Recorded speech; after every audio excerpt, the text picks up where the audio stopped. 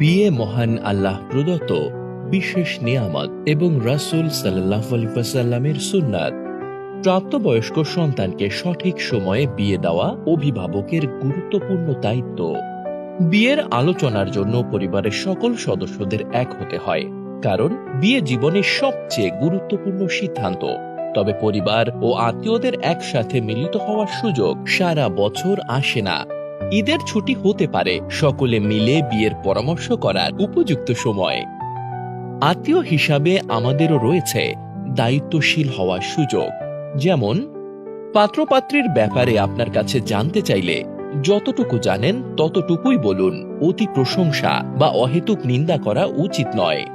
পাত্রপাত্রীর biodata ও ছবি দেখেই পছন্দ বা নাকচ করবেন না। অভিভাবকদেরকেও দেখা করে এলে সেই অভিজ্ঞতা শুনুন। নিজেও দেখা করবেন কিনা সিদ্ধান্ত নিন। তথ্যের চেয়ে বাস্তব মানুষটির সাথে সাক্ষাৎ করার চেষ্টা করুন। ছেলে মেয়ে উভয় পক্ষের সম্মতি থাকলে অ্যাপয়েন্টমেন্টের ভিত্তিতে সামনাসামনি দেখার ব্যবস্থা করুন। হঠাৎ উপস্থিত হয়ে কাউকে অপ্রস্তুত করা অনুচিত। বিয়ের আগেই নিজেদের উপার্জন, আর্থিক সঙ্গতি নিয়ে সরাসরি কথা বলে অপর পক্ষকে সঠিক ধারণা দিন। মুসলিম বিয়ের ক্ষেত্রে দেনমোহর বরপক্ষের সাধ্যের মধ্যে রাখুন। স্বল্পতম সময়ের মধ্যে পরিশোধ করুন পাত্রীকে। এই ঈদের ছুটিতে প্রাপ্তবয়স্ক সন্তানের বিয়ের আলোচনা এগিয়ে রাখুন। হারাম সম্পর্ক থেকে সন্তানের চরিত্র হেফাজত করার সুযোগ করে দিন।